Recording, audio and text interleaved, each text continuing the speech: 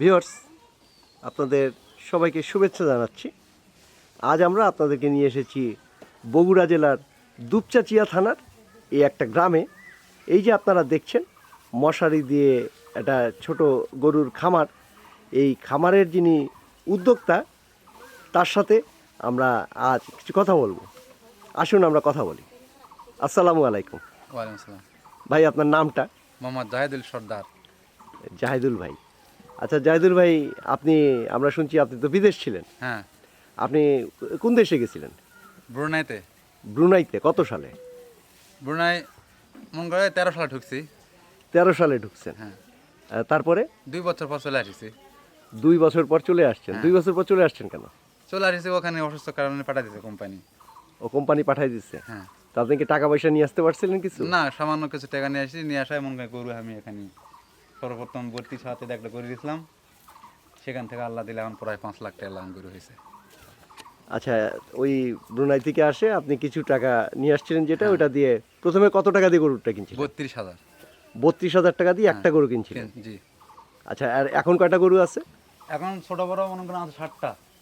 60টা। গাভী আছে বড় 4টা, আর মনে করেন বাচ্চা আছে মনে করেন 3টা। আচ্ছা, আর গরুর টাকা দিয়ে তো আপনি জমি জমাও কিছু করছেন? হ্যাঁ, জমি প্রায় বিঘা 10 করছি। বিঘা 10 করছেন। আচ্ছা, এই যে গরুগুলি আপনি গরুটা নিছিলেন কোথা থেকে? হাট থেকে? বাজার থেকে। হাট থেকে হ্যাঁ, নিছিলেন। হাট থেকে। আচ্ছা, কি জাতের গরুটা নিছিলেন? ওটা সর্বপ্রথম নিয়েছিলাম আপনি দেশি। দেশি? এখন সেখান থেকে মনে করেন এখন ব্যাগ বিদেশি মানে মানে ক্রস করে? ক্রস করছি এখন। আচ্ছা, এই যে এখন যে আমরা গরুগুলি দেখছি এইগুলি ক্রস জাতের গরু। জি, এই যে ভিউয়ার্স, আপনারা দেখছেন। আচ্ছা জাদুল ভাই, এই যে আপনি মশারি দেখছি, এই মশারিটা কেন? মশারে দিছে এই জন্য গরু মাছি খায়, মশা খায়, খাওয়ার জন্য গরুর এই শরীর দুর্বল হয়ে যায়, অসুস্থ হয়ে যায়। আচ্ছা তো এই জন্য ওরা থেকে আমরা মানে নিরাপত্তার জন্য এইগুলো কাজ নিজে করছি যে মশা মাছি যেন না ঢুকতে পারে ভিতরে। আচ্ছা আচ্ছা, আপনি এই যে বিদেশ থেকে এসে এই যে গরুর খামার দিয়ে এখন তো মোটামুটি আপনি একটা স্বাবলম্বী বলা না, যায়। জি হ্যাঁ, খুব ভালো। আপনার বাড়িতে কয়জন আছে? আমরা এই বাবা মা 2 জন, আর আমার ছেলে 3 জন, আর আমার স্বামী স্ত্রী 2 জন। আচ্ছা, তাহলে এই পরিবারটা তো এই খামারের উপরেই চলছে। হ্যাঁ, চলতেছে। হ্যাঁ, এটার উপরেই আপনি যেহেতু এখন জমি জমা নিছেন, জি। আপনার ভবিষ্যৎ পরিকল্পনা কি? ভবিষ্যতে এভাবে চলতে চলতে যতদূর যেতে পারি। মানে এই খামারটাকে আপনি আরো বড় করবেন? হ্যাঁ, আর বড় করতে চাই। আরো বড় করবেন? জি। আচ্ছা, এই গরুগুলি কি সারাদিন এই মশারির ভিতরেই থাকে? না, এখানে মনে করেন খাওয়ানোর পর এখান থেকে গোসল টোসল করে জায়গা পরিষ্কার করে মনে করেন আবার অন্য জায়গায় রাখি। আচ্ছা, তারপরে? ওখান থেকে আবার বই গেলে খাবার টাইম আবার এখানে আবার আবার পরিষ্কার খাওয়া আছে, এখানে আবার পার্কে দেওয়া হয় এখানে। আচ্ছা, আপনি এই যে গরু পালন শুরু করলেন, জি। এই গরু পালন আপনি মানে কার বুদ্ধিতে শুরু করলেন? এটা নিজে এখন কর্ম কি করে খাবো, নিজে এখন এই বুদ্ধি বার করছি যে তো একটা জীবন যেমন করে খেতে পারি, বাইরে যেতে কাজ করতে পারি না। হ্যাঁ। হয়তো ভারী বজন কোন কাজকর্ম, কোনো ব্যবসা যে হয়তো কর্ম কোন টাকা পড়ার সমস্যা, টাকা পয়সা তো দরকার। হ্যাঁ। অতএব সামান্য কিছু টাকা ছিল, আর আগে তিনি গরু পালার হাঁকে পেশা। আচ্ছা সেই জন্য তখন থেকে মনে করেন আস্তে আস্তে আল্লাহ দিলে এখন এই পর্যন্ত দান আছে। আচ্ছা, আপনি কি কোনো প্রশিক্ষণ নিয়েছিলেন?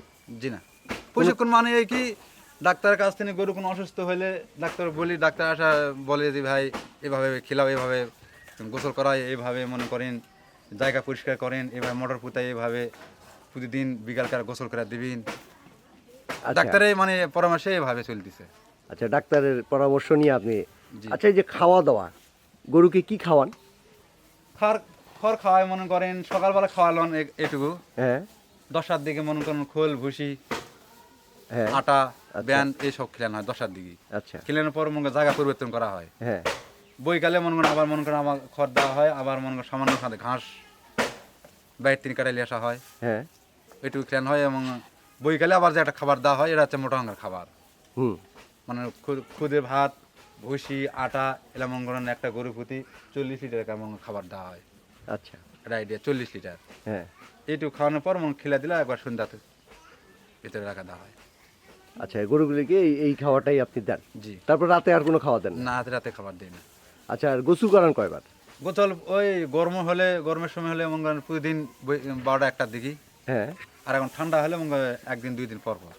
একদিন 2 দিন, ঠান্ডার মধ্যে 1 দিন 2 দিন পর পর। জি। আচ্ছা, তারপরে এই গরুগুলিতে তো দুধের গরু। জি। আচ্ছা, কতগুলি করে দুধ হয়? আমার এলাকা গরুর দুধ 1 কেজি 10 থেকে 12 কেজি পর্যন্ত উঠতে পার করছি আমি। মানে প্রতিদিন তাহলে কত আমি দুধ একবার হয়? দুই প্রতিদিন কতগুলি দুধ হয়? মনে করেন এখন একটা কতগুলি গরু- গরুর দুধ হয়? এখন মনে করেন বর্তমানে এখন 2টার হচ্ছে এবং 13 থেকে 14 কেজি করে। আচ্ছা, মানে 28 কেজি দুধ হয় দুইটার? না 14 কেজি 2টা 7 কেজি করে। ও 7 কেজি করে দুইটার দুধ হয়, হ্যাঁ হ্যাঁ।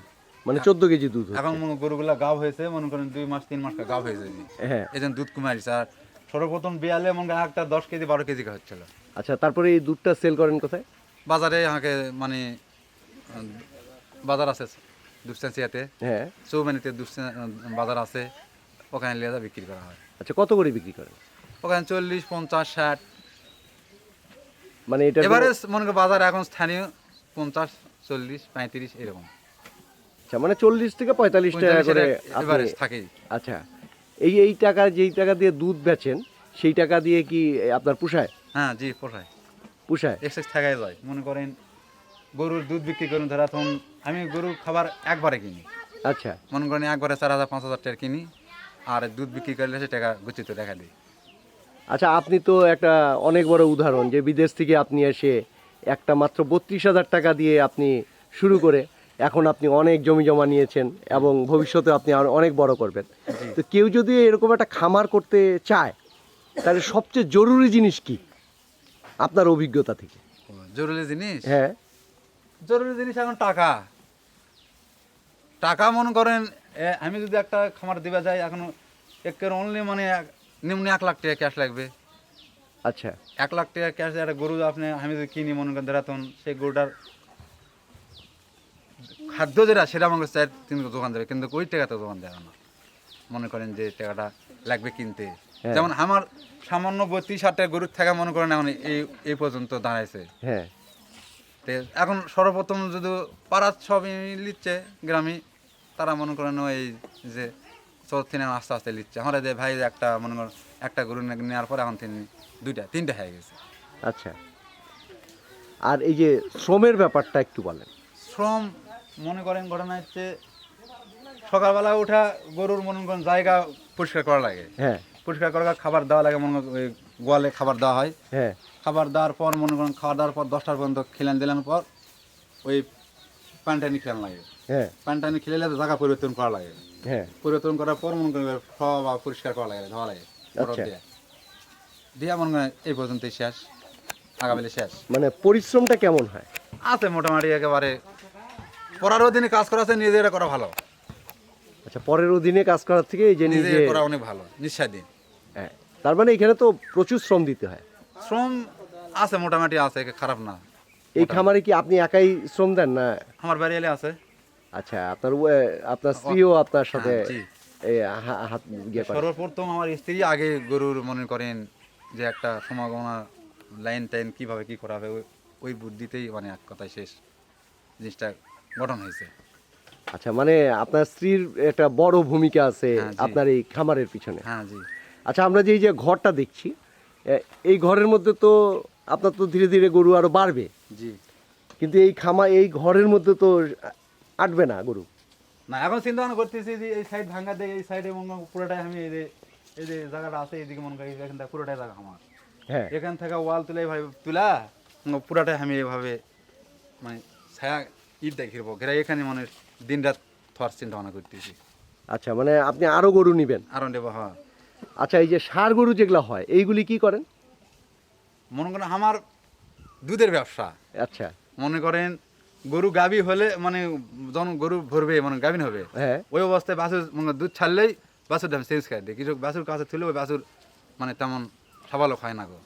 আচ্ছা। ওই বাছুর বিক্রি করার হাতে কিছু টাকা দিয়ে আবার করে উঠে নিয়ে আসি। আচ্ছা, মানে এই টাকা দিয়ে আপনি রোলিং করেন আর কি? জি। আর ষাঁড়গুলি আপনি বেচে দেন? বেচে দিই। আর গাভীগুলি যে বকনা আছে হ্যাঁ, হ্যাঁ। সেইগুলিকে আপনি রাখেন? জি জি। তাই তো? হ্যাঁ আচ্ছা ভাই, আপনাকে অসংখ্য অসংখ্য ধন্যবাদ। জি। ভিউয়ার্স, আমরা এতক্ষণ আপনাদেরকে জানানোর চেষ্টা করলাম যে এই গ্রাম্য একটা পরিবেশে এই যে দেখুন, উনি বিদেশ থেকে এসে ব্রুনাই ছিলেন, সেইখান থেকে এসে মাত্র 32,000 টাকা দিয়ে একটা গরু দিয়ে শুরু করেছিলেন তার খামারটা। এবং সেখান থেকে উনি অনেক জমি জমা কিনেছেন, ওনার মুখ থেকে আপনারা শুনলেন। তো এই ভিডিওটি আপনাদের যদি ভালো লেগে থাকে তবে আমাদের সার্থকতা। আপনারা ভালো থাকবেন সবাই, আপনাদের সকলের জন্য অসংখ্য অসংখ্য শুভকামনা।